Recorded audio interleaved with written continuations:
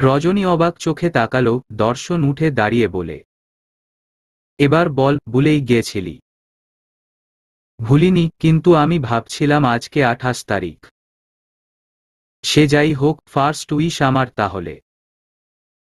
হাসল রজনী, উত্তরে বলল, আর কতজনই বা আছে উইশ করার? কথা বাড়ালো না দর্শন। নিঃশব্দে পাশ থেকে চেয়ারটা এনে সামনে রাখল, এরপর টেবিলের উপর থেকে কেকটা এনে চেয়ারের উপর রাখতেই রজনী বলে উঠল, এসব কেন আনলে ভাইয়া? জানো তো, দাদু বা আব্বু টের পেলে কেলেঙ্কারি হয়ে যাবে। আমাকেই আবার। হুশ, চুপ থাক। ফার্স্ট অফ অল, তারা কেউ কিছু দেখতে পায়নি আর পাবেও না। আর দেখতে পেলেও কি করবে? তোর আগে আমাকে বকবে, সিম্পল।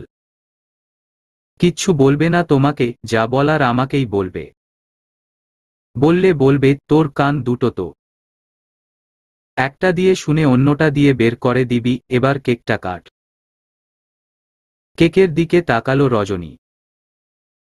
উপরে লেখা, হ্যাপি বার্থডে ডিয়ার নাইট বির্ড। মুচকি হাসল রজনী। ছোট নিঃশ্বাস ছেড়ে দর্শনের হাত থেকে ছুরিটা নিয়ে কেক কাটল এবার। স্যার, লিখা শেষ। খাতা হাতে দাঁড়িয়ে কথাটা বলল রজনী। ধ্যান কাটল না দর্শনের, সে একদৃষ্টিতে হাতের মার্কারটা ঘুরিয়ে কিছু ভেবে চলেছে। রজনী কিছুটা সময় অপেক্ষা করে আবারও বলল, স্যার। বাস্তবে ফিরল দর্শন। 2 সেকেন্ড সময় নিয়ে বলল, হুম। শেষ। নিয়া। থামল দর্শন, পুনরায় বলল, এদিকে নিয়ে এসো। খাতা নিয়ে সামনে এলো রজনী। দর্শন তাকালো তার দিকে, খাতাটা টেবিলের উপর রাখল রজনী। দর্শন সেটার দিকে তাকিয়ে ডান হাতটা সামান্য উঁচু করতেই চোখ মুখ খিচিয়ে নিল সে। আস্তে ধীরে হাত কয়েকবার নাড়ানোর চেষ্টা করল। রজনী ক্ষীণ স্বরে বলল, থাক, সাইন করতে হবে না। পেন দে। দর্শন ও আস্তে বলল কথাটা, বাকিদের কানে তা যায়নি। রজনী কলম এগিয়ে দিতেই দর্শন বাম হাতে নিল কলমটা। বাম হাতেই পৃষ্ঠা উল্টে দেখল, তারপর ছোট করে টিক দিয়ে কলমটা ফিরিয়ে দিল। ঠিক আছে। খাতাটা নিয়ে চলে গেল রজনী। দর্শন ধীরে ধীরে হাত ভাঁজ করার চেষ্টা করছে তখন। বাকিদের লেখা হয়নি তখনও, আর সারা সেই কখন থেকে কেবল খাতায় আঁকিবুকি করে চলেছে। রজনী পাশে এসে বসতেই সে স্বল্প স্বরে বলে, মিস্টার নুডলস এর এফবি আইডির নামটা কি রে? কে মিস্টার নুডলস? ভ্রুকুচকে বলল রজনী, সারা নিজের কপালে চাপড় মেরে বলল, আরে ওই যে তোর কাজিন এসেছিল বাইরে। তার। ইনাম ভাইয়া। হ্যাঁ হ্যাঁ, উনি। তুই ওর এফবি আইডি দিয়ে কি করবি? এত প্রশ্ন করিস না তো। খাতায় লিখে দে আইডির নামটা। কথাটা বলেই সারা খাতাটা এগিয়ে দিল। রজনী আর কিছু না বলে লিখে দিল আইডির নামটা। ক্লাস চলল আরও কিছুক্ষণ। ছুটি হওয়ার পর সবাই বেরিয়ে গেল একে একে। ক্লাসে থাকল কেবলই রজনী আর দর্শন। এখন অপেক্ষা করতে হবে ইনামের জন্য। রজনী এগিয়ে এসে সামনের বেঞ্চে বসল এবার।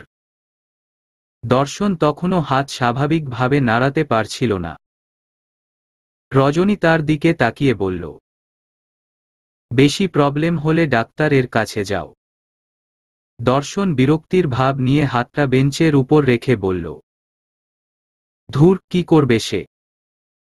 কিছু বলল না রজনী, হালকাভাবে মেসেজ করতে লাগল সে। এই অভ্যাস তার আছে অনেক আগে থেকেই। ছোটখাটো ডাক্তারি করতে ভালোই লাগে, তবে ডাক্তার হওয়ার শখ তার কোনোকালেই ছিল না। প্রায় 5 মিনিট আলতো হাতে মেসেজ করল রজনী। দর্শন একদৃষ্টিতে তাকিয়ে রইল তার দিকে। সেদিকে তাকালে হয়তো আটকে যেত রজনী নিজেও, তবে সে নিজের কাজে মনোযোগী। পরিশেষে চোখ তুলে বলল, ঠিক আছে এবার ছেড়ে দেব, যদি না বলি। কথাটা বলে পরমুহূর্তেই আস্তে ধীরে হাতটা সরিয়ে নিল দর্শন। এখন একটু স্বাভাবিকভাবে নাড়াতে পারছে হাতটা। 2-3 বার হাত ভাঁজ করে দেখল দর্শন। রজনী শান্ত স্বরে বলল, কিছু বলছিলে? স্মিত হাসে দর্শন। রজনীর দিকে তাকিয়ে বলে, শুনতে চাস? শিওর। কথাটা বলেও রজনীকে উত্তর দেওয়ার সুযোগ দিল না দর্শন। এক হাতে তার গাল টেনে দিয়ে হাসল সামান্য। রজনী ভ্রুকুঞ্চিত করে বলে, সবাই আমার গাল টেনে কি শান্তি পাও ভাই? সরি, দেরি হয়ে গেল একটু। ক্লাসে প্রবেশ করে বলেই নাম। রজনী তৎক্ষণাৎ দাঁড়িয়ে বলে ওঠে, আরেকটু দেরি করতে রাতে খেয়ে দিয়ে যেতাম। ইনাম মাথা চুলকে সামনে এগিয়ে আসে। এরপর রজনীর গাল টেনে দিয়ে বলে, সরি বনু। রজনী একবার ইনামের দিকে তাকিয়ে আবার দর্শনের দিকে তাকায়।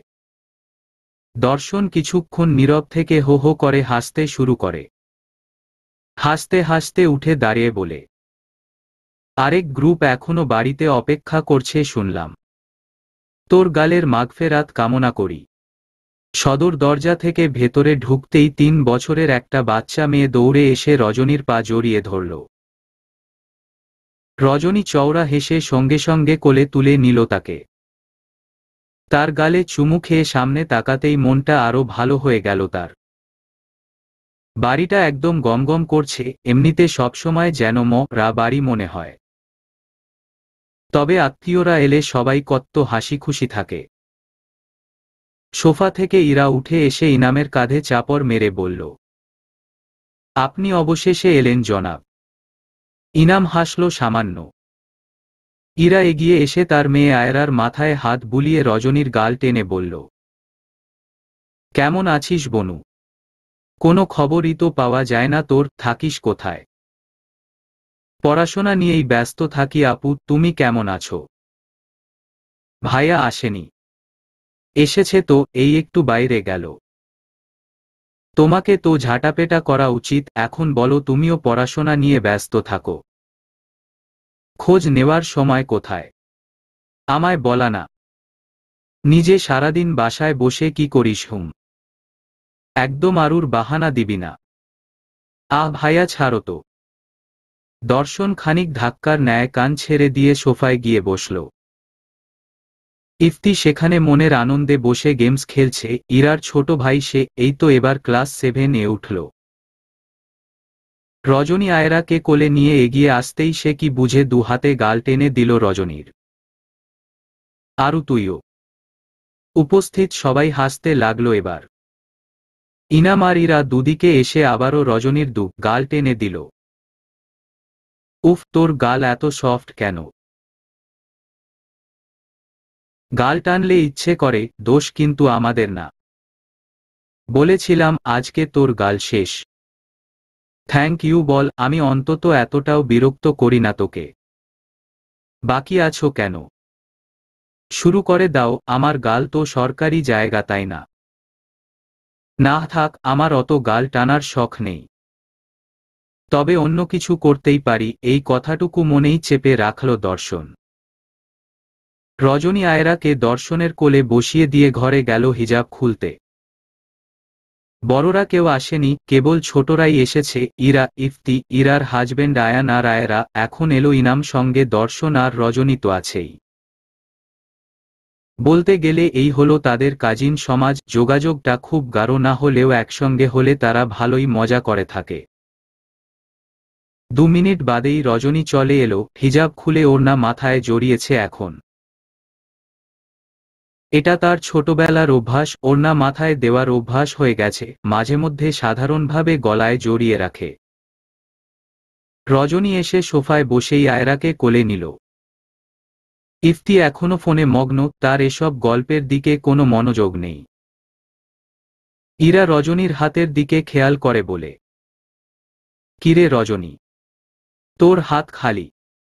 সিরিয়াসলি? অদ্ভুত লাগছে। ওই তো টাইম পাইনি, ক্ষীণস্বরে উত্তর দিল রজনী। এরই মাঝে আয়ানও উপস্থিত হল সেখানে, হাতের প্যাকেটে আইসক্রিম নিয়ে। দর্শন আর ইনাম গিয়ে প্রথমেই হাত মেলালো তার সাথে। আয়ান সোফায় এসে বসতেই দর্শন প্রশ্ন করে বসে, তোমার এই বউকে সামলাও কেমনে ভাই? একটু তো নম্র ভদ্র হতে পারল না এখনো? হাহ, আমিও দেখব তোমার বউ কত নম্র ভদ্র হয়। হাজার গুণে নম্র ভদ্র হবে আমার বউ, তোর মতন তিরিং তিরিং করা মেয়ে নয়। এদিক দিয়ে একমত মামা। বাহ ভাই, মেয়ে ঠিক করে রেখেছ নাকি? তা বিয়ে খাচ্ছি কবে? উমম, 2 বছর পর। এতদিন কেন? অকালে জেলে যাওয়ার শখ নাই আমার। কবে থেকে শুধু সেই মেয়ের প্রশংসাই তো শুনতেছি। মিলিয়ে নিও, ওই মেয়ে তোমাকে পছন্দও করবে না। করবে না? ডোন্ট ওরি, পছন্দ করিয়ে নেওয়ার দায়িত্ব আমার। আচ্ছা আচ্ছা, কথা পড়ে, আগে আইসক্রিমটা তো বের করো। ইরা গিয়ে আইসক্রিম বের করে সবার হাতে দিল, তারপর নিজেও সোফায় গিয়ে বসল। তবে এরই মধ্যে কান্না জুড়ে দিল আয়রা। তারও এবার আইসক্রিম চাই। রজনী তাকে নিজের আইসক্রিম দিতে চাইলেই ইরা বাধা দিয়ে বলে, আরে ওকে দিস না রজনী, ছোট বাচ্চা, আইসক্রিম খেতে হবে না ওর। আপু সমস্যা নেই, জানোই তো আমার এমনিতেই ঠান্ডার সমস্যা। কদিন বাদেই আবার প্রি টেস্ট, এই সময় ঠান্ডা লাগলে মহা ঝামেলায় পড়ে যাব। রজনী নিজের আইসক্রিমটা হাসিমুখে আয়রাকে দিয়ে দিল এবার। ভালো কথা মনে করিয়েছিস, কাল রাতে এমনিতেই নাক বন্ধ হয়েছিল। এখন আইসক্রিম খেয়ে গলা নষ্ট করে আর কাজ নেই ভাই। আফিয়া আর ফাহমিদা রান্নাঘরে পকোড়া বানাচ্ছিলেন। আফিয়া তা নিয়ে আসতেই দর্শন আইসক্রিমটা তার দিকে এগিয়ে দিয়ে বলে, এটা ফ্রিজে রেখে দাও তো মামি, আয়রাকে পরে দিও। ইনাম আড়ালে হাসল সামান্য। দর্শনের কোনোকালেই ঠান্ডার সমস্যা ছিল না, এটা সে ভালো করেই জানে। রজনী আর তাকালো না দর্শনের দিকে, এমনটা সে আগেও করেছে, নতুন কিছুই নয়। আফিয়া আইসক্রিমটা নিয়ে যেতেই দর্শন পকেট থেকে একটা চকলেট বের করে, তা অর্ধেক করে বলে, আমরা বরং অন্য কিছু খাই, নে ধর। বলেই অর্ধেক চকলেট এগিয়ে দিল রজনীর দিকে। রজনী মৃদু হেসে নিল সেটা। সঙ্গে চকলেট নিয়ে ঘোরা হচ্ছে। হুম হুম, ভালো ভালো। জীবনে তো একটা টিউশনিও করিয়ে দেখলি না। টিচারদের এমন সাথে কয়েকটা চকলেট রাখতে হয় গিফট হিসেবে, তুই বুঝবি কি করে? তুমি সবসময় খোটা দাও কেন আমাকে? জামাইয়ের টাকা খরচ করাও একটা আর্ট, তাই না?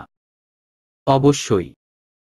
হাসল সকলে। আগেই সকলে আইসক্রিম খাওয়া শেষ করল। আয়রা ঘুমিয়ে পড়ল, তার মাঝেই ইফতিও ঘুমিয়ে পড়েছে। বাকিরা এবার কোয়েশ্চেন অ্যান্সার গেম খেলবে। রজনী ইরার হাতে মেহেদি দিতে বসল। এটাও ফিক্সড হয়ে গেছে, ইরা এই বাড়িতে এলেই রজনী হাতে মেহেদি দিয়ে দিতে হবে। বোতল ঘোরানো হলো এবার। প্রথমেই তাকিয়ে থামল দর্শনের দিকে। ইরা খুশি হয়ে তাকে প্রশ্ন করল, আর কিচ্ছু জানতে চাই না, শুধু আমাদের হবু ভাবির নামটা বলে দাও। ওটা বলা যাবে না। এটা ঠিক না। আচ্ছা, একটা হিন্ট তো দাও। উমম, একটা গান গাই, তার মধ্য থেকে নাম খুঁজে বের করতে পারলে কর। পূর্ণিমা সন্ধ্যায়, তোমার রজনীগন্ধায়। রূপসাগরের পারের পানে উদাসী মন্ধায়। পূর্ণিমা সন্ধ্যায়, তোমার রজনীগন্ধায়। রূপসাগরের পারের পানে উদাসী মন্ধায়। তোমার প্রজাপতির পাখা, তোমার প্রজাপতির পাখা, আমার আকাশ চাওয়া মুগ্ধ চোখের। রঙিন স্বপন মাখা, তোমার চাঁদের আলয়। মিলায় আমার দুঃখ সুখের সকল অবসান। তোমার হাওয়ায় হাওয়ায় করেছি যে দান। ফাল্গুন হাওয়ায় হাওয়ায় করেছি যে দান। এতগুলো লাইন থেকে একটা ওয়ার্ড কি করে খুঁজে বের করব, সেটা তুই ভালো জানিস। পূর্ণিমা? অবশ্যই না। সন্ধ্যা? নোপ। তুই কিছু বল। রজনী মেহেদি দেওয়াতেই মনোযোগী ছিল। আমি পারবো না গেস করতে, এমনিতেই আমার কোনো ধারণা মিলে না। ধারণা করলে তো মিলবে। পারবি না, কেউ পারবি না। আরে তুমি তো আরেকজন, জেনেও বলছো না কিছু। দেখব, বিয়েতে সব কাজ কে করে সেটাও দেখব। তোমার ওই ব্রাউন হেয়ার ক্রাশ এর মতো দেখতে নাকি? ছাহ, কালো চুলের উপরে কিচ্ছু নেই, and she is the second most beautiful girl in my আইজ।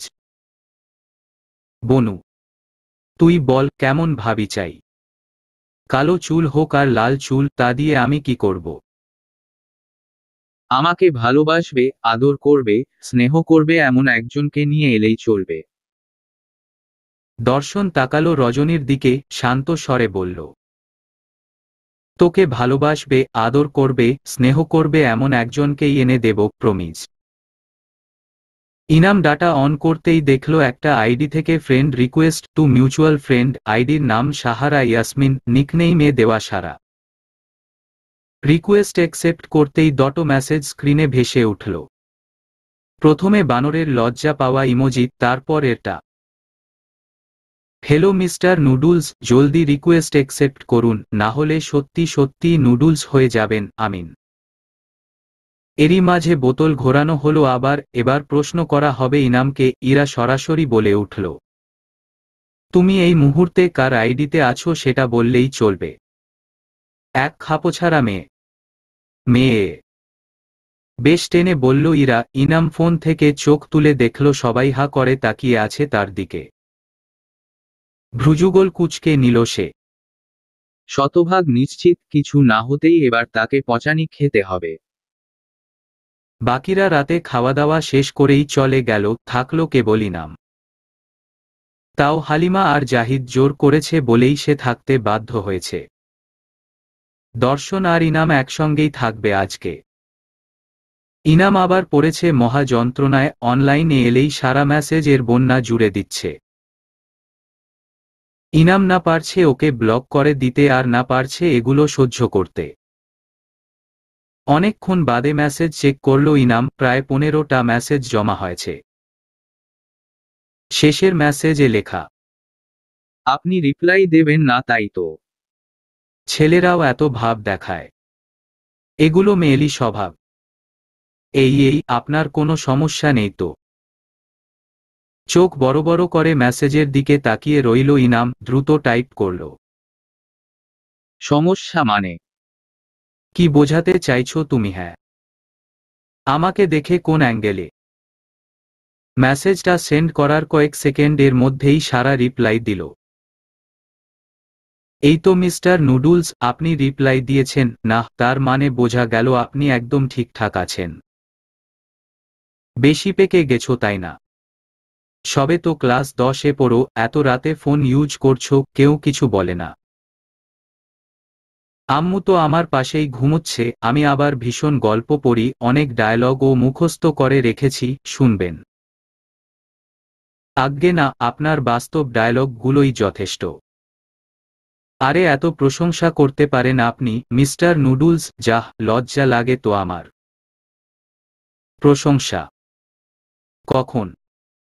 আপনার কথা এত তেতো কেন? হ্যাঁ, আপনি বললেন আর আম্মু জেগে গেল, এখনই ফোন নিতে চাইবে। ভালো তো, পিচ্ছি মেয়ে, এত রাতে ফোন ইউজ করতে হয় না। তা পারবো না। শুনুন মিস্টার নুডলস, না জিজ্ঞেস করে কত কিছুই তো বলছো। আপনি না খুব কিউট, একদম ক্রাশ ম্যাটারিয়াল, রিপ্লাই দিয়ে রাখুন, সকালে উঠে দেখব, গুড নাইট। মেসেজটা দেখে আনমনেই হাসল ইনাম। মেয়েরাও এভাবে ফ্লার্টিং করতে জানে, এই মেয়েকে না দেখলে বুঝতেই পারত না। তবে একটা বিষয় অদ্ভুত, সারার সঙ্গে কথা বলে খারাপ লাগলো না ইনামের, বরং মনটা ফুরফুরে হয়ে গেল। ইনাম আবার বেশ ঘুমকাতুরে, ফোন রেখে শুতে দেরি, তার ঘুমিয়ে পড়তে দেরি নেই। দর্শন টেবিলে সামনে চেয়ার দিয়ে বসে আছে। মাথায় এত চিন্তা, সবটাই রজনীকে নিয়ে। মেয়েটা খুব বেশি কথা তার থেকে লুকোয় না, তবে কিছু লুকোতে চাইলে দর্শন তা জানার জন্য জোর করেনি কখনো। তবে জন্মদিনের বিষয়টা এখনো ভাবাচ্ছে দর্শনকে। দুঃখজনক বিষয়, রজনীর জন্মের দিন বিকেল বেলায় তার দাদা মারা যায়।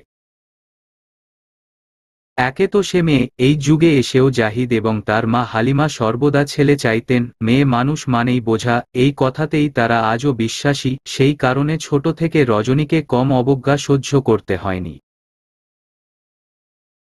তার উপর এই ঘটনায় হালিমা ক্ষিপ্ত হন কঠোরভাবে, এই মেয়েই যেন পরিবারের অভিশাপ, সে এই দুনিয়াতে এসেই তার দাদাকে মেরে ফেলল। এমন কথা ছোটবেলা থেকে শুনতে হয়েছে রজনীকে। প্রতিনিয়ত জাহিদের ব্রেইন ওয়াশ করে গেছেন হালিমা, তার যেন একটাই উদ্দেশ্য, রজনীকে সে খুশি থাকতে দেবে না। নির্দোষ রজনীকে তিনি আজও নিজের স্বামীর খুনি মনে করে। আর তাই ছোটবেলা থেকে কখনো এই বাড়িতে রজনীর জন্মদিন উদযাপন করা হয়নি। কিছু বছর যাবৎ দর্শন রাতে লুকিয়ে কেক নিয়ে আসত, গত বছর দুর্ভাগ্যবশত হালিমার চোখে পড়ে যায় তা। এই নিয়ে তিনি কম কথা শোনায়নি রজনীকে, মেয়েটাকে জন্মদিনের দিনও কাঁদিয়ে রেখেছেন তিনি। ওর কান্না দেখে বোধ হয় আত্মতৃপ্তি পান হালিমা। তবে এই সব কিছুর সাথে রজনীর অভাবে ভয় পাওয়ার বিষয়টা মেলাতে পারল না দর্শন। বাধ্য হয়ে হাল ছাড়ল সে, ঘর থেকে বেরোতেই হালিমাকে ছাদে যেতে লক্ষ্য করল সে। রাতের বেলা তো রজনী আর দর্শন ছাড়া কেউ ছাদে যায় না সচরাচর। হালিমা যেতেই দর্শনও তার পিছু পিছু ছাদে গেল। তার আগে একবার রজনীর ঘরে উকি দিয়ে দেখল সে ঘরে নেই, বুঝতে পারল রজনীও ছাদেই আছে। ছাদের দরজার সামনে গিয়েও ভিতরে প্রবেশ করল না, দর্শন পাশেই দাঁড়িয়ে রইল।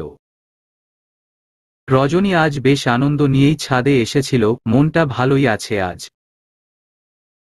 ঠিক তখনই হালিমা এসে তার কাঁধে হাত রেখে নিজের দিকে ঘোরালেন, তার চোখ মুখ কোঁচকানো। রজনী আকস্মিকভাবে ভয় পেলেও তা সামনে নিয়ে বলে, দাদু তুমি ঘুমোওনি কেন রে? আমি ঘুমাইলে তোর এইখানে আইসা পীড়িত করতে সুবিধা হইব। বিস্মিত চোখে তাকায় রজনী, দর্শনের চোয়াল শক্ত হয়ে আসে মুহূর্তেই, রজনী অবাক কণ্ঠে বলে, দাদু আমি তো এমনিই এসেছিলাম। তুমি তো এমনই আইবা, পাগল মনে হয় আমারে। ওই যে পোলাডা কতক্ষণ ধইরা তাকায় আছে এদিকে, দেখোস নাই?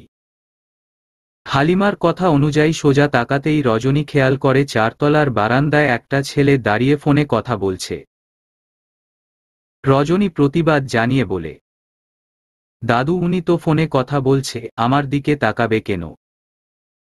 একদম নাটক করবি না। পোলারা তাকায় থাকলে খুব ভালো লাগে তাই না? কে জানে রাস্তাঘাটে আরো কি কি কইরা বেরাও তুমি। আমাগো মান ইজ্জত ডুবার আগে কইছিলাম জাহিদরে মায়ার বিয়ার ব্যবস্থা করতে। তা আবার আরেকজন হইতে দিত না, মেয়ের নাকি বয়স হয় নাই। চোখ থেকে দু ফোঁটা জল গড়িয়ে পড়ে রজনীর। অহেতুক হালিমা তাকে এতগুলো কথা শুনিয়ে দিচ্ছে। হালিমা এবার তার হাত ছেড়ে দিয়ে বলে, আমি কালকেই আবার জাহিদের লগে কথা কইতাম। মাইয়া মানুষ অত পড়াশোনা কইরা কি করব? কষ্ট ভুলে গিয়ে ভয়ে আবদ্ধ হয় রজনীর মন। তৎক্ষণাৎ হালিমার হাত ধরে আকুতির স্বরে বলে, দাদু প্লিজ, আব্বুকে এমনটা বলো না। তুমি বললে আমি আর ছাদে আসবো না, তারপরও আমার পড়াশোনা নিয়ে কিছু বলো না প্লিজ। হালিমা এক ঝটকায় ছাড়িয়ে নেন হাতটা। শর্ত, তোর কান্না নিয়ে থাক তুই, আমিও তোর বিয়া দিয়াই ছাড়ুম, এই কইয়া দিলাম। কথাটা বলেই চলে গেলেন হালিমা, দর্শন লুকিয়ে পড়ায় তাকে আর দেখতে পায়নি তিনি। দর্শন দাঁতে দাঁত চেপে কেবল নিজেকে নিয়ন্ত্রণে রেখেছে, ইচ্ছে করছিল তাকে কটা কথা শুনিয়ে দিতে। তবে এতে রজনী রাগ করবে, কথা বলবে না কয়েকদিন। তার মতে হালিমা গুরুজন, সে যাই বলুক না কেন তাকে কোনোভাবে অপমান করা যাবে না। 2 মিনিট ধরে নিজেকে শান্ত করল দর্শন। দরজার সামনে এসে রজনীর দিকে দৃষ্টি যেতেই হৃদয়ে জোরালো আঘাত এসে লাগে তার, মেয়েটার কষ্টগুলো কোনোভাবে যদি নিজের করে নিতে পারত। রজনী দাঁড়িয়ে আছে একইভাবে, চোখ থেকে অশ্রুকণা বিসর্জন দিচ্ছে নীরবে। মাথা এবং শরীরে শালীনভাবে ওড়না জড়িয়ে রাখা। হালিমা কিনা ইচ্ছে করে তার চরিত্রর দিকেও প্রশ্ন তুলল আজ। চোখ বন্ধ করে শুকনো ঢোক গিলে দর্শন। সে সামনে গেলেই রজনী নিশ্চিত কান্নার পরিমাণ বাড়িয়ে দেবে এবার। মেয়েটা বড্ড ভালোবাসার কাঙাল, কারো এতটুকু ভালোবাসা পেলেই সে খুশিতে আত্মহারা হয়ে যায়। তবে নিজের দুঃখ ভাগ করে নেওয়ার সঙ্গী হিসেবে অধিকাংশ সময় সে দর্শনকেই পেয়েছে। দর্শন এগিয়ে এলো, দাঁড়ালো রজনীর সম্মুখে। তাটের পেয়ে চোখ বন্ধ করল রজনী, এক হাতে চোখ মুছে নিল সে। দর্শন শুনেছে সব কথা, এ বিষয় নিশ্চিত সে। দর্শন ছোট নিঃশ্বাস ছেড়ে বলে, চুপ করে কেন থাকিস রাত পাখি? নিজে না বলতে পারলে অন্তত আমায় অনুমতি দে। দর্শনের প্রশ্নে পাত্তা দিল না রজনী, সে করুণ দৃষ্টিতে তাকিয়ে বলল, আর কি বাকি আছে ভাইয়া? লেখাপড়া নিয়ে তো দাদু আরো বছরখানেক আগে থেকে পড়ে আছে। এবার আমার ছাদে আসাতেও বাধা। আচ্ছা, দাদু যদি আমার বই পড়াটাও বন্ধ করে দেয়? শেষের কথাটা ভয়ার্ত কণ্ঠে বলে রজনী। দর্শন দুদিকে মাথা নাড়াতেই সে পুনরায় বলে ওঠে, আমি তো বেঁচেই আছি বইগুলোর জন্য ভাইয়া। আজ একদম সত্যি কথা বলছি, অন্য কোনো কারণে আমার আর বাঁচতে ইচ্ছে করে না। যদি আমার বই পড়া, লেখাপড়াও বন্ধ হয়ে যায়, আমি বাঁচতে পারব না। দর্শনের ধারণাই সঠিক হল, কান্নার বেগ বাড়ল রজনীর। তার প্রতিটি কথা ভীতির জন্ম দিল দর্শনের মনে। কিছুটা এগিয়ে রজনীর কাঁধে হাত রেখে বলল, এভাবে বলে না পাখি, তুই তো স্ট্রং। এত সহজে ভেঙে পড়বি? এখনো তো পুরো জীবন বাকি, নামের আগে প্রফেসর ট্যাগ পাওয়া বাকি তোর। বাঁচতে চাইবি না এগুলোর জন্য? রজনী দর্শনের চোখের দিকে তাকিয়ে বলে, ইচ্ছে তো করে না ভাইয়া, কি করব আমি? আমি বুঝতে পারছি তো, আসলে কি বলতো, এই বয়সে অনেক কিছুই সহ্যের বাহিরে চলে যায়। মাথায় সব দুশ্চিন্তাই আসে, এগুলোকে তো ওভারকাম করতে হবে। আমি আর বাচ্চা নই ভাইয়া। এসব মোটিভেশন পেতে আর ভালো লাগে না আমার, বিরক্ত হয়ে যাচ্ছি আমি জীবন থেকে। আমার দিকে তাকা রাত পাখি। রজনী তাকালো দর্শনের দিকে, দুজনের দৃষ্টি এক হলো এবার।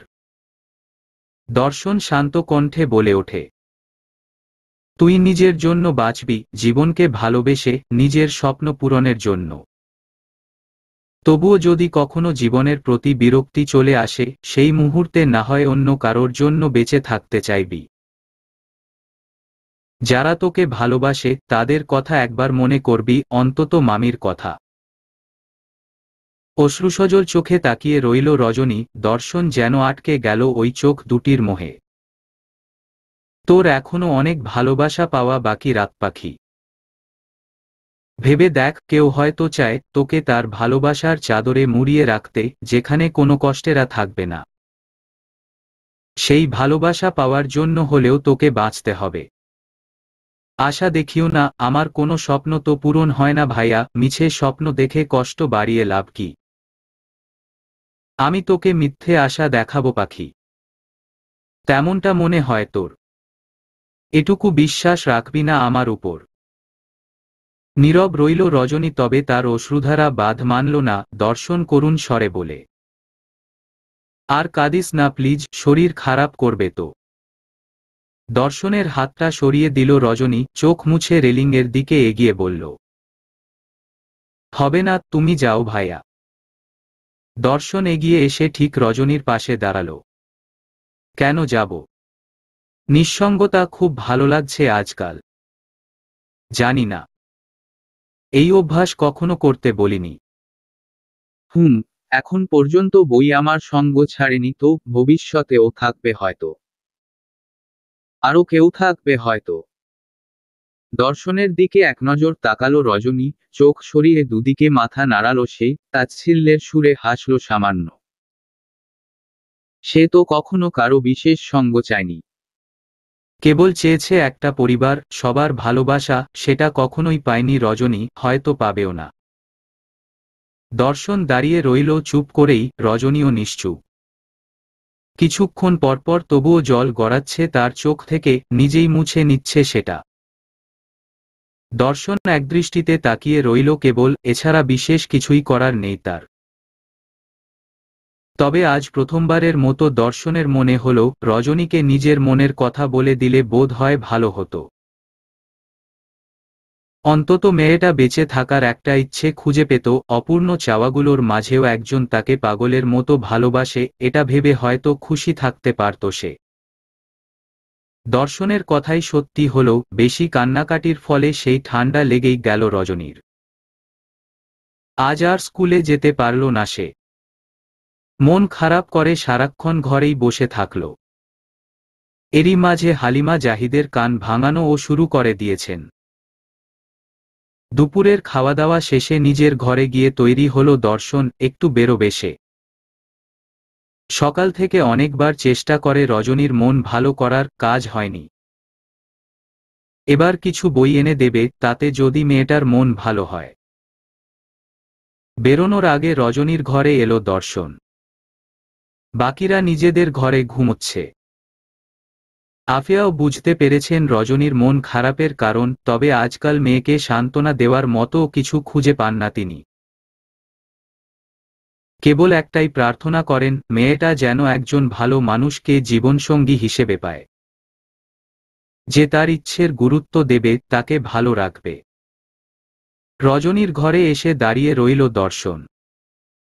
তার সামনে দাঁড়িয়ে রজনী নিজের চুল কাটার চেষ্টা করছে। এটা সে আগেও করেছে, তবে সফল হয়নি। আচ্ছা, চুল ছোট করে ফেললেই কি ছেলে হওয়া যায় না? বাম পাশে এনে রাখা নিজের খোলা চুলের দিকে তাকিয়ে অদ্ভুতস্বরে কথাটা বলল রজনী। সামনে ড্রেসিং টেবিলের বড় আয়নায় নিজের প্রতিবিম্ব দেখতে পাচ্ছে সে, সঙ্গে তার পিছনে ভ্রু কুঁচকে দাঁড়িয়ে থাকা দর্শনকেও দেখতে পাচ্ছে। রজনীর ডান হাতে মাঝারি আকৃতির কেচি। এই একই কথা আগেও বলেছে রজনী। মানসিকভাবে অধিক বিষণ্ণ হয়ে চুল কাটার চেষ্টা করে সে। প্রশ্নের উত্তর না দিয়ে প্যান্টের পকেটে দু হাত গুজে চুপ করে রইল দর্শন। রজনী একবার নিজের চুলের দিকে, আরেকবার আয়নার দিকে তাকাল। কাপা কাপা হাতে কেচিটা এগিয়ে নিল নিজের চুলের দিকে। আয়নার দিকে তাকিয়ে হাতটা আরও কিছুটা এগিয়ে নিতেই অশ্রুজল গড়িয়ে পড়ল তার চোখ থেকে। দর্শন এবার ধীর পায়ে এগিয়ে গেল তার দিকে। রজনীর ঠিক পিছনে দাঁড়িয়ে আয়নায় তাকিয়ে বলল, কাঁদছিস কেন এখন? মায়া লাগছে খুব। হাতটা সামনের দিকে এনে কেচিটা নিয়ে নিল দর্শন। রজনী চোখ মুছে তার দিকে ঘুরে বলল, কি অদ্ভুত না? সামান্য চুলের জন্য আমার এত মায়া হয়, অথচ গোটা একটা মানুষের জন্যই কারো মনে এতটুকু মায়া নেই। কেচিটা ড্রেসিং টেবিলের উপর রেখে দিল দর্শন। দোষটা তোর। আমার দোষ। সবার থেকে মায়া আশা করাটাই তোর দোষ। রাতপাখি, বড্ড লোভী হয়ে যাচ্ছিস দিন দিন। তাচ্ছিল্যের সুরে হেসে ঘুরে দাঁড়ায় রজনী, বারান্দার দরজার দিকে এগিয়ে গিয়ে বলে, তুমি বুঝবে না দর্শন ভাই। হাত সোজা করে দু কদম এগিয়ে আসে দর্শন। তবুও তাদের মাঝে দূরত্ব খুব একটা কম নয়। আচমকা বাতাসে রজনীর খুলে রাখা চুলগুলো সামান্য উড়তে লাগল, কিছুটা চোখে মুখে এসে বিরক্ত করল তাকে।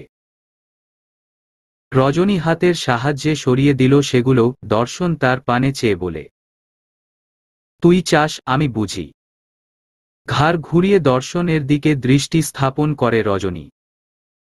দর্শন চোখ নামিয়ে কিঞ্চিত হেসে বলে, যেদিন তুই চাইবি, তোকে সবচেয়ে ভালো আমি বুঝব রাতপাখি, কথা দিলাম। রজনী চোখ সরিয়ে নেয় দর্শনের থেকে। দর্শন দীর্ঘশ্বাস ছেড়ে এগিয়ে এসে বারান্দার দরজায় হেলান দিয়ে দাঁড়ায়। মাথা সামান্য বাঁকিয়ে জিজ্ঞেস করে, মনে কোনো প্রশ্ন আসে না তোর? এত কিছু বলি, সব অর্ধেক কথা, পুরোটা জানার ইচ্ছে হয় না রাতপাখি। রজনীর হৃদস্পন্দন ক্রমান্বয়ে বাড়ল বই কি কমল না। তাকাতে পারল না দর্শনের দিকে, দৃষ্টি নামিয়ে ঠায় দাঁড়িয়ে রইল। দর্শন পাশে তাকিয়ে মুচকি হাসল কেবল। কিছুক্ষণ পর পা বাড়িয়ে ঠিক রজনীর সামনে এসে দাঁড়াল। তার শরীরে জড়িয়ে রাখা ওড়নাটা পিছন থেকে নিয়ে মাথায় তুলে দিল। অবাক হয়ে তাকালো রজনী। দর্শন পিছিয়ে গেল কয়েক কদম। শুনেছি মেয়েদের নাকি খোলা চুলে দারুণ লাগে, আরো বেশি রূপবতী লাগে তাদের। দ্বিমত পোষণ করলাম এই কথার সঙ্গে। কিছু কিছু মেয়েকে মাথায় ওড়না দেওয়া অবস্থায় অধিক থেকে অধিকতর সুন্দর লাগে। যেমন আমার প্রিয়তমা পূর্ণিমার আলোয় ওড়নায় আবৃত তার মায়াময় মুখশ্রী একবার তাকালে চোখ সরাতে ইচ্ছে হয় না। মন চায় যেন একইভাবে তাকিয়ে থাকি তার পানে। তার এই রূপটা আড়ালে থাকুক, নজর লেগে যাবে যে। এই প্রথমবারের মতো রজনীর মনে স্বাদ জাগল। কে তোমার প্রিয়তমা? মাঝে মধ্যেই তোমার মুখে তার কথা শোনা যায়, এমন নিষ্পাপ ভালোবাসা। আমিও জানতে চাই কে সেই ভাগ্যবতী। প্রশ্নটা করতে পারে না রজনী, মনে হয় উত্তরটা তার জানা। তবে এই উত্তরটা তার কিশোরী মন সহ্য করতে পারবে তো? অনুভূতির জোয়ারে ভেসে বাস্তবতা ভুলতে বসবে না তো? বড্ড কথা লোকানো শিখেছিস রাত পাখি, মনের মধ্যে প্রশ্ন চেপে যাচ্ছিস কেন? এই প্রশ্নের উত্তর তো তুমি কাউকে দেও না দর্শন ভাই। কাউকে দেই না, তোকেও দেব না, এটাই ভেবে নিলি? দর্শন আজ সব দিক থেকেই ঘিরে ধরছে রজনীকে। যেন তার মাথায় চেপে বসেছে, অনেক করেছে লুকোচুরি, আর নয়। রজনীর থেকে উত্তর না পেয়ে এগিয়ে এলো দর্শন। কি হয়েছে হাতে? আরও খামচি দিয়েছিল কাল। হাতটা কিছুটা উপরে আনলো দর্শন। চামড়া উঠে গেছে কিছু জায়গার, দু জায়গায় লাল হয়ে আছে। বাচ্চাদের খামচি বলে কথা। সযত্নে সেখানে হাত বোলালো দর্শন। রজনী চোখ সরালো আবারও। আজ কেমন অদ্ভুত লাগছে তার। দর্শনকে অন্যরকম মনে হচ্ছে। অন্যদিকে চোখ সরিয়েই ধীর গলায় বলল, ঠিক আছে, ছাড়ো। যদি না ছাড়ি রাত পাখি, ধরে রাখতে চাই আজীবনের জন্য। অসন্তুষ্ট হবি তবে? লম্বা নিঃশ্বাস নিয়ে চোখ বন্ধ করল রজনী। দাঁতে দাঁত চেপে শক্ত ঢোক গিলল সে। দম বন্ধ লাগছে যেন। বন্ধ চোখজোড়া থেকে দু ফোঁটা অশ্রু গড়িয়ে পড়ল গাল বেয়ে। দর্শন ব্যস্ত হল না। সে চাইল তার প্রেয়সীর অনুভূতি পরখ করতে। চোখ খুলল রজনী। দর্শন তার হাতটা ছেড়ে দিতেই ছুটে বেরিয়ে গেল ঘর থেকে। এই কথাটা কেন বলল দর্শন? না বললে কি খুব ক্ষতি হয়ে যেত? অনুভূতিকে অপ্রকাশিত রাখতেই পারত সে চাইলে, তাহলে বলল কেন? দর্শন দেওয়ালে পিঠ ঠেকিয়ে চোখ বন্ধ করে রইল কিছুক্ষণ। আটকাতে চাইল না রজনীকে, থাকুক একটু নিজের মতো। এখনো ছোট সে। দর্শনের সামান্য কথার ভার অনেকটা, এটা স্বীকার করতে তার একটু সময় লাগতেই পারে। আপাতত রজনীর টেবিল থেকে তার নির্দিষ্ট একটি ডায়েরি হাতে নিল দর্শন। নিজের পছন্দের বইগুলোর নাম রজনী এখানে লিখে রাখে। দর্শন সেই নামের একটা ছবি তুলে নিল ফোনে। জাহিদ বাড়িতে নেই। আফিয়া আর ফাহমিদা একই ঘরে বসেছিলেন। ফাহমিদা কাঁথা সেলাই করছেন চোখে চশমা দিয়ে, আর আফিয়া বিছানায় বসে আছেন। টুকটাক কথাও বলছে দুজন। রজনী ঘরে এসেই ছুটে এলো মায়ের কাছে। বিছানায় এসে আফিয়ার কোলে মাথা রেখে শুয়ে পড়ল সে। আফিয়া আর ফাহমিদা দুজনেই অবাক হলেন। কি হয়েছে মা, এভাবে ছুটে এলে যে? রজনী উত্তর দেয় না। তার কানে কেবল একটা কথাই বেজে চলেছে, সারা জীবন এর জন্য যদি ধরে রাখতে চাই। চোখ খিচে বন্ধ করে নেয় রজনী আফিয়ার উদ্দেশ্যে বলে, কিছু হয়নি। কেন কিছু না হলে আমি আসতে পারি না তোমার কাছে? এখন আর কিছু জিজ্ঞেস করো না প্লিজ, এভাবেই থাকতে দাও কিছুক্ষণ। ফাহমিদা আর আফিয়া একে অপরের দিকে তাকিয়ে বোঝার চেষ্টা করে হঠাৎ কি হলো মেয়েটার। তবে এর উত্তর পায় না কেউ। আফিয়া আর কথা বাড়ালেন না। এমনিতেই মেয়েটার মন খারাপ সকাল থেকে, মায়ের কাছেই তো এসেছে, থাকুক কিছুক্ষণ। মায়ের কোলে শুয়ে কখন ঘুমিয়ে পড়েছিল তা আর খেয়ালই করেনি রজনী। ঘুম ভাঙে তার মাগরিবের আজান শুনে, নামাজ পড়তে পারবে না বলে আফিয়া ডাকেনি আগে। ঘুম ভাঙার পর নিজের ঘরে চলে আসে রজনী, এখনো তার মন অশান্ত। অদ্ভুত লাগছে, এমন নয় যে দর্শনের কথায় সে খুব বেশি অবাক হয়েছে। এতটাও ছোট নয় সে, দর্শন প্রতিনিয়ত তার আচার আচরণের মাধ্যমে নিজের মনের কথা বোঝাতে চেয়েছে। তবে সরাসরি তো কিছু বলেনি, আজ তাই বলল। না বললেই পারত, শুধু শুধু রজনীর মনটাকে অশান্ত করার কি প্রয়োজনই বা ছিল। হাত মুখ ধুয়ে আসতেই রজনীর চোখ যায় টেবিলের উপর। 3টে নতুন বই দেখেই পা বাড়ায় সেদিকে, নিশ্চিত এগুলো দর্শন নিয়ে এনে দিয়েছে। এই এক ক্ষেত্রে প্রচুর ফুটবল রজনী, মন খারাপ হোক বা যাই হোক না কেন, বই পেলে সে সবকিছু ভুলে যাবে। প্রথম বইটা খুলে দেখতেই তার ভিতর থেকে একটা চিরকুট নিচে পড়ে যায়। রজনী ভ্রু কুঁচকে সেটা খুলতেই দেখে কালো কালিতে কিছু লেখা, হাতের লেখাটা দর্শনের। কিছুই তো বললাম না, এতেই আমার থেকে পালিয়ে যাচ্ছিস রাত পাখি। এখনো তো আরো শত শত মন ভোলানো বাক্য শোনা বাকি তোর আমার থেকে, এভাবে পালিয়ে গেলে তা বলবো কি করে। কাগজটা ভাঁজ করে আয়নার সামনে দাঁড়ালো রজনী। অবাক হলো, সে হাসছে কেন? সেই বাক্য কি শুনতে ইচ্ছে করছে তার? লজ্জা লাগছে। না, লজ্জা পাওয়ার মতো তো দর্শন কিছুই বলেনি, যা বলেছে তা কেবলই ভালো লাগার। তাহলে মনটা এমন ফুরফুরে হয়ে গেল কেন হুট করে?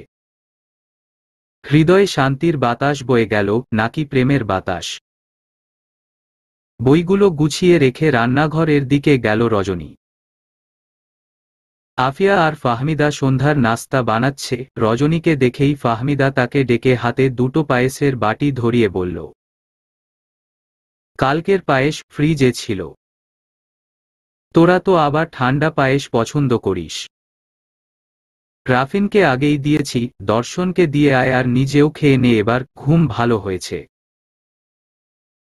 মাথা নাড়ল রজনী, ফাহমিদার কথামতো পা বাড়ালো দর্শনের ঘরের দিকে। আচমকা পা থেমে যেতে চাইল তার, তা উপেক্ষা করে দরজার সামনে গিয়ে বলল, আসব। দর্শন খাটে হেলান দিয়ে বসে ফোন স্ক্রোল করছিল। রজনীর গলার আওয়াজ পেয়ে ফোনটা রেখে সোজা হয়ে বসল সে। আয়। রজনী ভিতরে এলো, এক হাতের বাটি দর্শনের দিকে এগিয়ে দিল, তবে তার দিকে তাকালো না। দর্শন মনেমনে হেসে বাটিটা নিতেই রজনী পুনরায় বেরিয়ে যাওয়ায় জন্য পা বাড়ায়। তাকে থামিয়ে দেয় দর্শন, পিছন থেকে বসে ওঠে।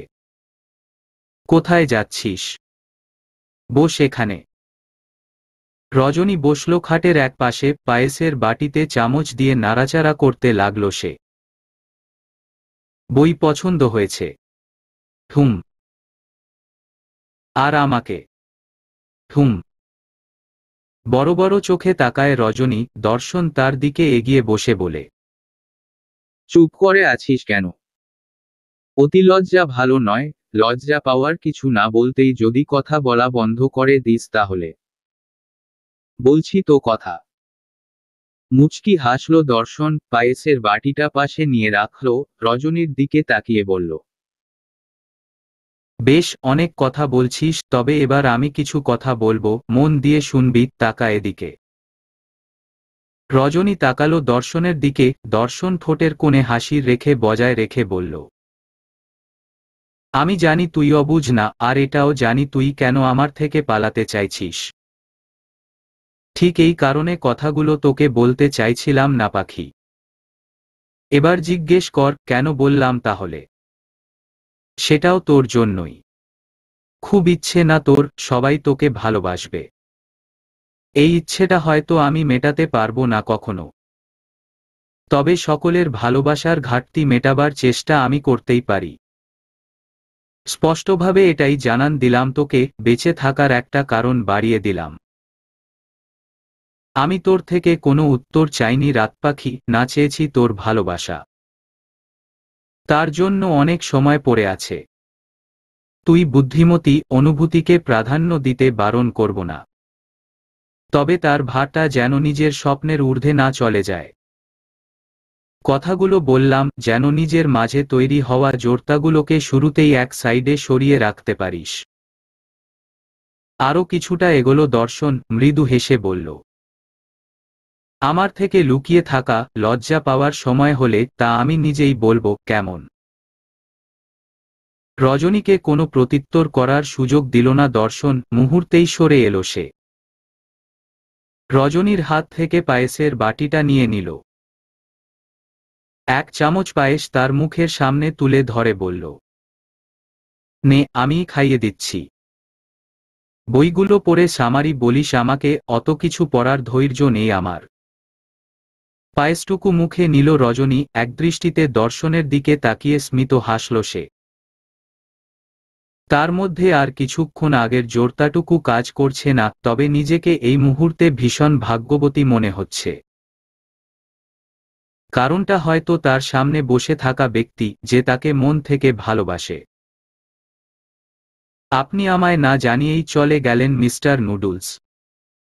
কষ্ট পেলাম ভীষণ। ইনাম অনলাইনেই ছিল, মেসেজটা তাই সঙ্গে সঙ্গেই দেখতে পেল, রিপ্লাই করল।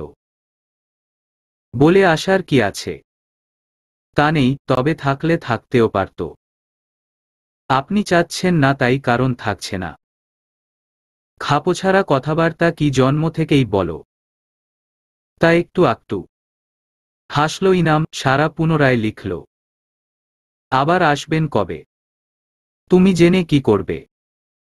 যখনই আসুন, চুলগুলো নুডলস বানিয়েই আসবেন, ভালো লাগে দেখতে। এতদিকে না তাকিয়ে পড়তে বসো পিচ্ছি। এতদিকে কোথায়? তাকালাম তো শুধু আপনার দিকে, আমি আবার ভীষণ লয়াল। লয়ালিটির কি বোঝো তুমি? না বুঝলে আপনি বোঝাবেন, আমার কোনো সমস্যা নেই।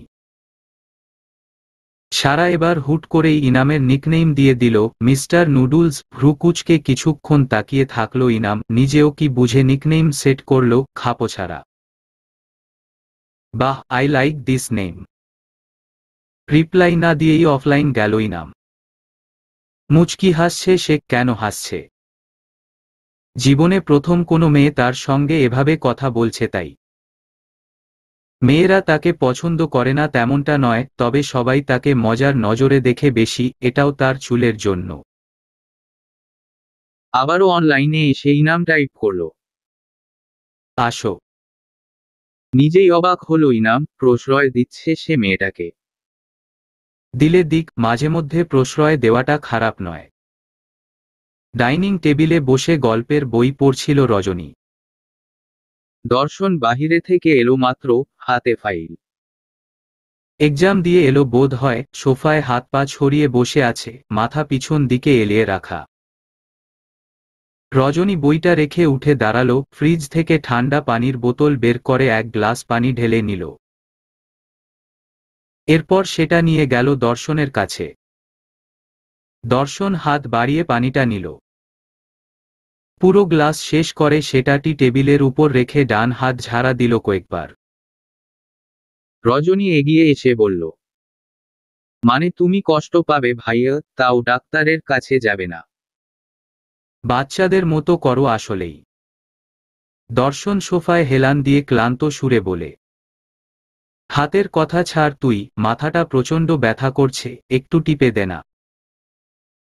দেরি করল না রজনী। পিছন দিকে এসে হাত রাখল দর্শনের মাথায়, সোফায় মাথা ঠেকিয়ে চোখ বন্ধ করল সে। ফাহমিদা রান্নাঘর থেকে বেরিয়ে এই দর্শনের উদ্দেশ্যে বললেন, মেয়েটাকে দিয়ে এত কাজ করাস কেন বলতো? ও কি তোর চাকর নাকি? দর্শন চোখ খুলল না, রজনীর নরম হাতের স্পর্শে আরাম লাগছে বেশ। কি যে বলো না আম্মু, ও চাকর হতে যাবে কেন? ও তো আমার। রজনী খানিক জোরে মাথায় চাপ দিতেই চুপ করে যায় দর্শন, না হয় কি থেকে কি বলে ফেলবে। চোখ খুলে ভ্রুকুচকে নেয় দর্শন। রজনী ফাহমিদার দিকে তাকিয়ে বলে, কোনো সমস্যা নেই ফুপ্পি, তুমি ভেবো না অত, প্রি টেস্ট শেষ হলো মাত্র, এখন এমনিতেও পড়ার চাপ কম। ফাহমিদা চলে যান নিজের কাজে। দর্শন ভ্রু নাচিয়ে তাকায় রজনীর দিকে। কথা শেষ করতে দিলি না কেন? তোমার না মাথা ব্যথা করছে? চুপ করে থাকো না বাবা, তাহলে এত কথা বলতে যাও কেন? তোর হাতে জাদু আছে পাখি, মাথা ব্যথা অর্ধেকটাই গায়েব হয়ে গেল। স্ট্রেঞ্জ। তেলের দাম বুঝি কমে গেছে ভাইয়া? চোখ খুলল দর্শন, রজনী নিজেও হেসে দিল এবার। হয়েছে, আর লাগবে না, আবার হাতে ব্যথা করবে তোর। এই রাগ করলে? দর্শন মুচকি হেসে এগিয়ে এলো রজনীর দিকে। তোর উপর? ইম্পসিবল। উফ, কাল টানবে না আমার? বিরক্ত হয়ে বলে রজনী। দর্শন আবারও হেসে তার কানের কাছে ফিসফিস করে বলে, তাহলে কিস করব? রজনী হা করে তাকালো দর্শনের দিকে। দর্শন চোখ টিপমে রে চলে গেল নিজের ঘরে। রজনীর বিস্ময় এখনো কাটছে না। এটা কি বলে গেল দর্শন? হা করে দাঁড়িয়ে আছো কেন? আফিয়া টেবিল গোছাতে এসে বলেন এই কথা। রজনী মুখ বন্ধ করে মাথা নাড়িয়ে নিজের ঘরে চলে আসে এবার। ইদানিং আবার তার অদ্ভুত লাগে, অতিমাত্রায় খুশি হয়ে যায় কখনো কখনো। মনের মাঝে রঙিন প্রজাপতিরা উড়ে বেড়ায়, বোধ হয় তার কিশোরী মনে প্রথমবারের মতো প্রেমের হাওয়া লাগছে বলে কথা। এই খুশির সূত্র ধরেই আবার নতুন স্বাদ জাগল রজনীর মনে। শাড়ি পরার ইচ্ছে হলো খুব। তবে ছবি তুলে দেওয়ার জন্য প্রয়োজন দর্শনকে। গুটি গুটি পায়ে দুপুরের পরপর তার ঘরে হাজির হল রজনী। দর্শন ঘুমোচ্ছে উপুর হয়ে, তবে তাকে ঘুমোতে দেখতে ইচ্ছে হল না। ধীরে ধীরে গিয়ে বিছানার পাশে বসল সে। দর্শনকে ডাকতে যাবে তার আগেই দর্শন বলে ওঠে, কি চাই পাখি? এই সময় আমার ঘরে? অবাক হয় রজনী। দর্শন লম্বা নিঃশ্বাস নিয়ে সোজা হয়ে শয় এবার। তার মানে সে ঘুমায়নি। বাসায় থাকবে বিকেলে। কটা ছবি তুলে দিতে পারবে? সে থাকব, কিন্তু হঠাৎ ছবি? শাড়ি পরতে ইচ্ছে করছে খুব। এক ঝটকায় উঠে বসে দর্শন, চোখ দুটো ডলে বলে, আমি জেগে আছি তো। লাইক, তোর শাড়ি পরতে ইচ্ছে করছে? এত অবাক হওয়ার কি আছে? আম্মু মামি তো গেল কোন আন্টির বাসায়। নানুর কাছে শাড়ি পরবি? দাদুর কাছে কেন পড়তে হবে? আমি নিজে পড়তে পারি না বুঝি? রাত পাখি, তুই শাড়ি পরা কবে শিখলি? অবাক হয়ে প্রশ্ন করে দর্শন। রজনী হেসে উত্তর দেয়, অনেক আগে, পড়িনি শুধু এই যা। কেন শিখতে গেলি বলতো? বিয়ের পর না হয় হাজবেন্ড পরিয়ে দিত। থাক, তোমায় আর অত কষ্ট করতে হবে না। চোখ বড় বড় করে নেয় দর্শন। আমি কেন কষ্ট করব? কেন, আমায় বিয়ে করবি বুঝি? বিব্রতকর পরিস্থিতিতে পড়ে যায় রজনী। মুখ ফসকে এটা কি বলে ফেলল। পরিস্থিতি সামাল দিতে উঠে দাঁড়িয়ে বলে, তুমি বাহিরে যাবে না কিন্তু? আমি রেডি হয়ে বলবো, তখন ছাদে গিয়ে ছবি তুলে দেবে। ঘর থেকে বেরোবার আগ মুহূর্তে দর্শনের হাসির শব্দ ঠিকই শুনতে পেল রজনী। নিজেও হাসল সামান্য। এত বেশি হাসছে আজকাল, না জানি এত বিপরীতে কত কান্না অপেক্ষা করছে। গোলাপি রঙের শাড়ি পরে হালকা সাজল রজনী। হিজাবটা বের করতেই দরজার বাইরে থেকে দর্শনের কণ্ঠ শোনা গেল, তৈরি তুই? রজনী চুপ করে রইল 2 সেকেন্ড। দর্শনকে দেখতে পাচ্ছে না দরজার পাশে। তার মানে সে কিছুটা দূরে থেকেই বলছে কথাটা। মাথা নিচু করে হাসল রজনী।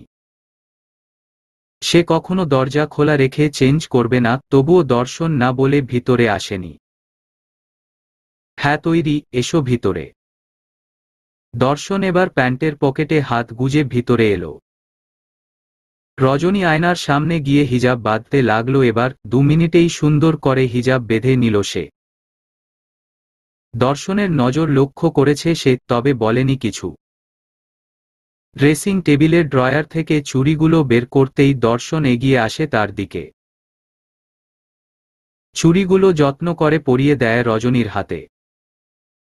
সেই হাতের দিকে তাকিয়েই বলে, সাবধানে কি আর সাধে থাকতে বলি তোকে রাত পাখি। এবার সিরিয়াসলি আমার নজর লেগে যাবে।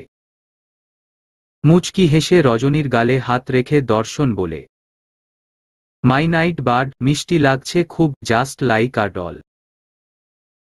পুতুল শাড়ি পরে, আমার পুতুল পরে। হাসল দুজনেই। ছাদে গেল একসঙ্গে। বিকেল গড়িয়ে সন্ধে হয়ে গেছে প্রায়। তড়িঘড়ি করে বেশ কয়েকটা ছবি তুলে দিল দর্শন। সন্ধ্যা নামতেই রজনী নিচে যেতে চাইল, সেখানেও বাধা দিল দর্শন। আবদারের সুরে বলল, রাত পাখি, এখনই যাস না। তো কি করব? অন্ধকারে ছবি তুলব, চেঞ্জ করব আমি, অস্বস্তি লাগছে এখন। থাক না আর কিছুক্ষণ, চাঁদের আলোয় একটু দেখি তোকে। দর্শনের কথা ফেলতে পারল না রজনী। এগিয়ে গিয়ে বসে পড়ল সেই বেঞ্চটাতে। দর্শন এসে কিছুটা দূরত্ব রেখেই বসল। ছাদের রেলিংয়ে কনুই ঠেকিয়ে গালে হাত রেখে একদৃষ্টিতে তাকিয়ে রইল রজনীর দিকে। তার অজান্তেই অতিবাহিত হল অনেকটা সময়। নীরবতা ভাঙল দর্শন নিজেই। প্রশ্ন করে বসল, এভাবে যে তোর দিকে তাকিয়ে আছি, খারাপ লাগছে না রাত পাখি? ভালো আর খারাপ নজরের মধ্যে পার্থক্য বোঝার মতো ম্যাচিউরিটি অন্তত আমার মধ্যে আছে। সরাসরি উত্তর দিল রজনী। বুঝে গেলি, আমার নজর খারাপ নয়। কি করে? রাত পাখি, ভালোবেসে ফেলেছিস আমায়? একই প্রশ্নটা যদি আমি করি। আমি? সে তো কত আগে থেকেই বেসেছি। কবে থেকে? অধীর আগ্রহ নিয়ে প্রশ্ন করল রজনী। দর্শন এবার কিছুটা এগোলো তার দিকে। দীর্ঘশ্বাস ছেড়ে বলল, নাটক সিনেমার মতো পিচ্ছিকালে প্রথমবার দেখেই ভালোবেসে ফেলিনি, এটুকু শিওর। আমি মুগ্ধ হয়েছি অনেক দেরিতে, এই ধর বছর 5 আগে। কোনো এক পূর্ণিমা কিংবা অমাবস্যা রাতে তুই ঠিক এভাবেই ছাদে বসেছিলি, হয়তো মন খারাপটাই তার কারণ ছিল। কি হলো আমার জানি না, তবে আটকে গেলাম যেন। বাধা পড়লাম সদ্য কৈশোরে পা দেওয়া এই বালিকার প্রেমে। সেই রাতের কথা সহজ শব্দে এভাবেও বলা যায়, হৃদকোঠরে আঁকড়ে তোকে চাহিলাম, তোর পানে মন পাখি রূপে চাইলাম তোকে সেই রজনী দর্শনে। মুগ্ধ নয়নে কিছুক্ষণ দর্শনের দিকে তাকিয়ে থেকে চোখ সরালো রজনী। আপনমনে আকাশের দিকে তাকিয়ে রইল এবার। আর দর্শন? সে ও আকাশ দেখল। তার নিজস্ব আকাশ, যার মাঝে চাঁদের পরিবর্তে নিজের ভালোবাসা দেখতে পায় সে। সমাপ্ত।